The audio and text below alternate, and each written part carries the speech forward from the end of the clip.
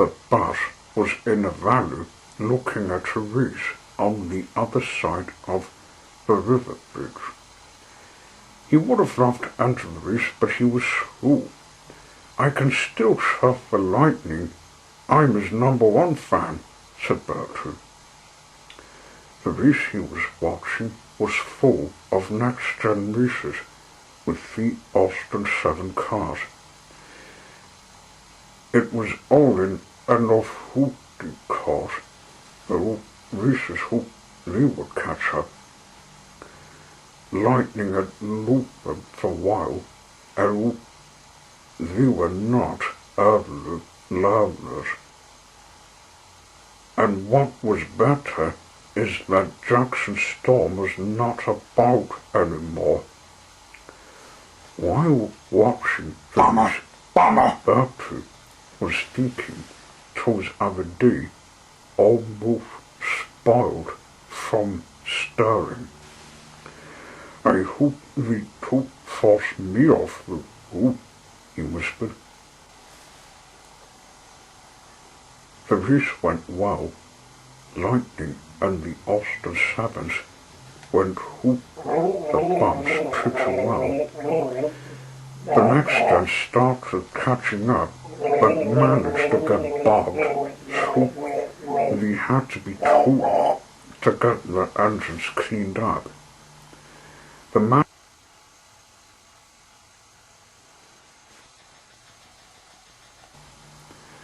manager in charge of the race rewarded them for helping any racer out of a mess.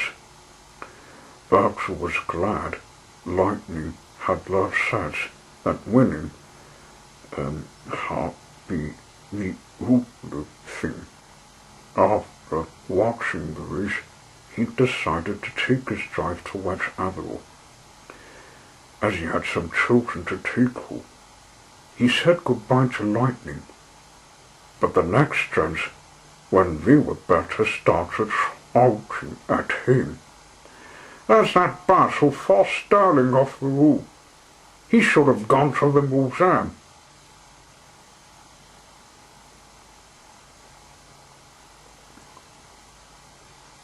Ought to get scrapped, he accused. Bertie realized the next gens weren't good to face.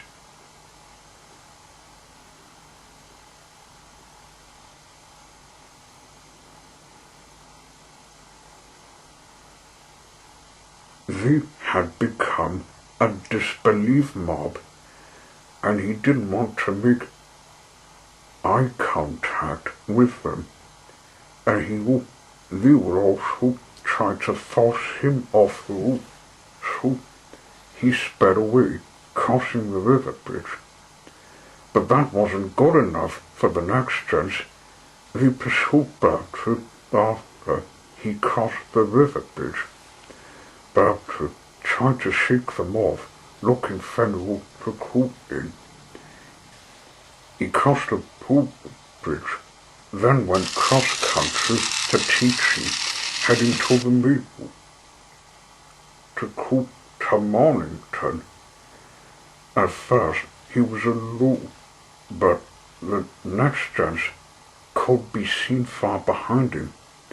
He turned off the roof, crossing another bridge, entering Mornington, another hill to Lauderdale. Where's he gone? Oh, you idiot!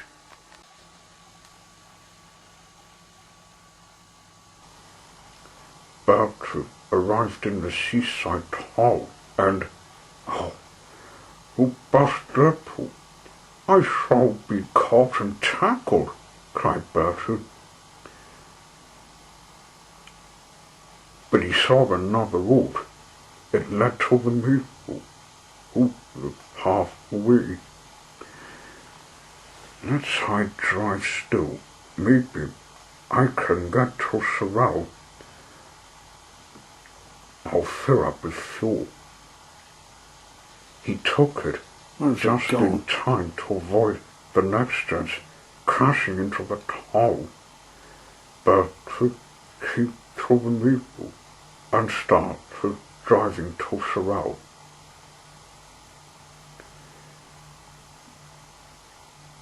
Soon as the time to enjoy this suburb, he sighed. He arrived in Sorrel, filled up with fuel, then went to the back streets to rest in a shed.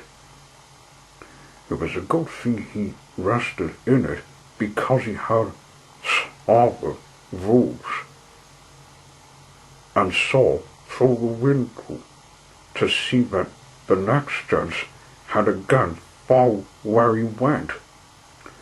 Little did they know that, to Bert's luck, the police car had been watching the whole thing.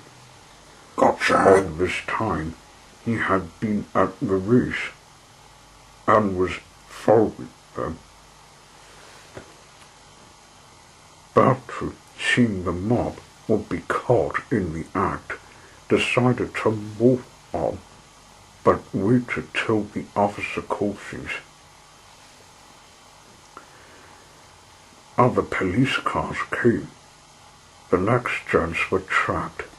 Bertram quietly sneaked away from the shed, and when he was alone, he continued on again.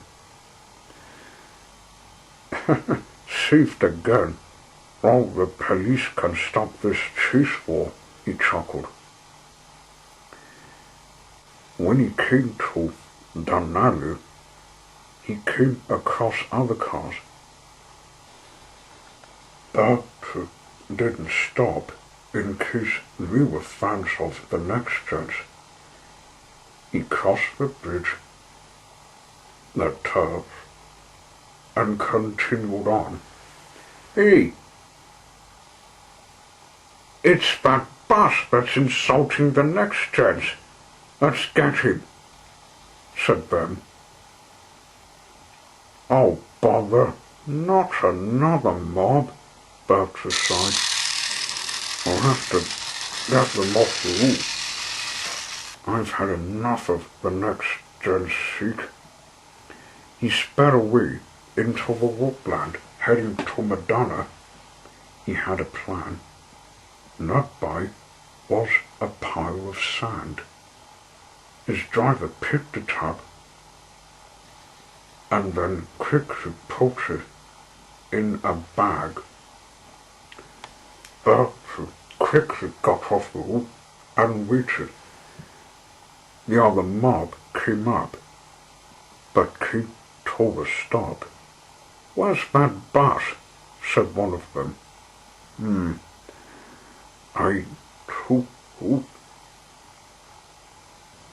He might have chickened out, said another. Suddenly, a bag was full on them.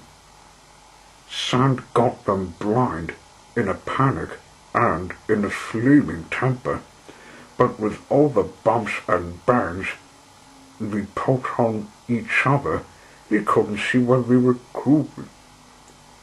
Bertram saw his opportunity to leave